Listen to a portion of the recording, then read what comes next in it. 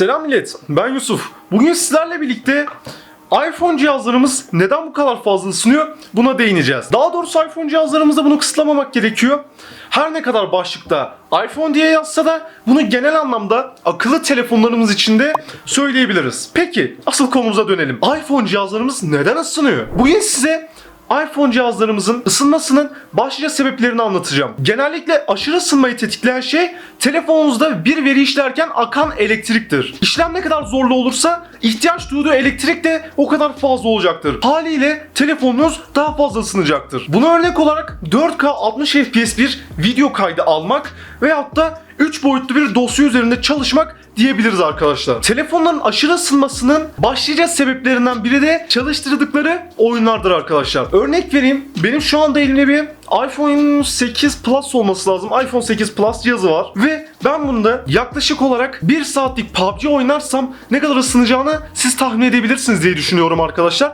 Yani hele ben bunu şarjdayken yapsam muazzam derecede ısınacaktır ve bu kaçınılmaz olacaktır. Ve ben size ısınmaması için neler yapabileceğinizi anlatacağım. Şöyle ki cihazınızın ısısını sadece işlemciler arttırmaz. Telefonunuzdaki tek elektrik kaynağı olduğu için bataryanızda telefonunuzun ısısını arttıran dolaylı bir etkendir. Pili sürekli şarj etmemek ise tüm akıllı telefonlar için başlıca bir kuraldır arkadaşlar. Ek olarak şarjda oyun oynarsanız elektrik sirkülasyonu daha fazla olacağından daha fazla ısınacaktır. Şarj esnasında oyun oynamamak veyahut da render yapmamak hem telefonunuzun sağlığı için hem de daha fazla ısınmaması için ve bataryanızın sağlığı için size önerdiğim bir şeydir.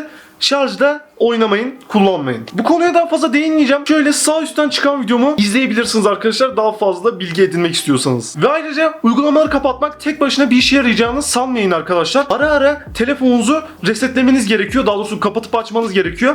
Çünkü bu uygulamalar arka planda çalışmaya devam edecek. Daha fazla elektrik tüketecek. Yani bataryanızı harcayacak. Dolayısıyla da ek olarak bir yük bindirdiğinden dolayı artık bağlasam şunu çok iyi olur. Daha fazla ısıtacaktır. Diğer bir büyük sorun arkadaşlar harici ısıdır. Nasıl yani? Güneş ışığı, dış etkenler, genel anlamda hava sıcaklığı, oda sıcaklığı da telefonunuzun ısısını etkileyen takdir edersiniz ki önemli bir unsur.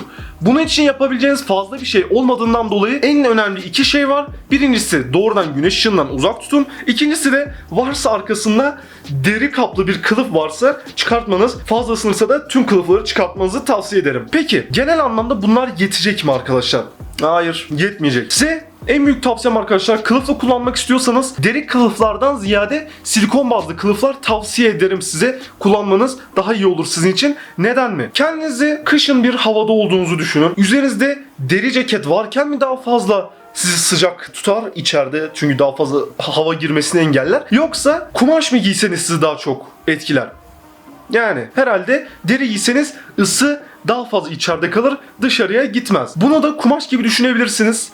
Bu silikon bazlı kılıfları hem ısının dışarıya çıkmasını hem de dışarıdan içeriye girmesini sağlar. Isı dediğime bakmayın, serin havalardan bahsediyorum. En azından dışarı gitmesini sağlıyor. Bu noktada güzel bir seçenek olacaktır sizin için. Tabii ki de fazla ısınma sorunu için kılıfsız kullanmak her zaman daha mantıklı. Dediğim gibi tek başına bunlar kesinlikle yeterli olmayacaktır. Telefonunuzda herhangi bir sorun olası durumunda telefonunuzu yaptırmanız gerekiyor. Ne gibi sorunlar? Dediğim gibi bunlar hepsi bir yapboz gibi düşünebilirsiniz. Mesela şarj entegresinin arızalı olması halinde bataryanıza daha fazla elektrik girecektir. Daha fazla elektrik harcayacaktır. Dolayısıyla şarj esnasında bile ısınacaktır. Bu konuda size bir yaşantımdan bahsedeyim. Sadece bataryada değil, şarj cihazı da çok önemli bu noktada. Kaliteli şarj cihazları kullanmanız çok önemli. Tahmin ettiğinizden daha önemli. Niye mi? Ben bu telefonumu ilk aldığım zaman şarj cihazım yoktu. Gidip ucuz bir şarj cihazı almak istedim. Çünkü tüm paramı telefona yatırmıştım.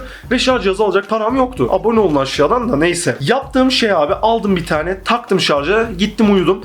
Geldiğimde şarj kablosu erimişti. Yani fazla ısıdan erimişti. Gerçekten o an çok şaşırdım. Anlam veremedim. Daha sonra daha kaliteli bir şarj cihazı almam gerektiğine karar verdim. Ve telefonu elime aldığımda gerçekten parmaklarımı yakacak derecede ısınmıştı. Hem arkası cam olduğu için daha fazla ısıyı iletebiliyordu hem de gerçekten telefon ölecek haldeydi. Tam son anda kurtarmışım ya. Bildiğiniz şarj cihazı nasıl erir gerçekten anlam veremiyorum. Üzerindeki kablo erimişti. İnanın yorum yapmayacağım bu konu hakkında. Nasıl gösterebilirim? Gösteremem. Uç bölümü erimişti. Bulursam ekrana koyarım. Bu telefonların bazı bölümleri vardır. O bölümleri herhangi bir işlem yaparken parmağınızı koyduğunuzda hangi bölüm daha fazla ısınıyorsa o bölümde bir bir arıza olma durumu yüksektir arkadaşlar. Bu noktada bir telefoncuya gösterip baktırıp yaptırmanız telefonunuzun uzun ömürlü olmasını sağlayacaktır. Yani bayağı bir konuştum, bayağı bir şey anlattım. Umarım size yardımcı olmuştur. Umarım sorunuza derdinize derman olmuşumdur. Gerçekten çok teşekkür ederim buraya kadar izleyen varsa. Buraya kadar izleyen arkadaşlardan tavsiyem aşağıdan kanala abone olup videoyu arkadaşlarınızla paylaşıp aşağıdan yorumlar kısmından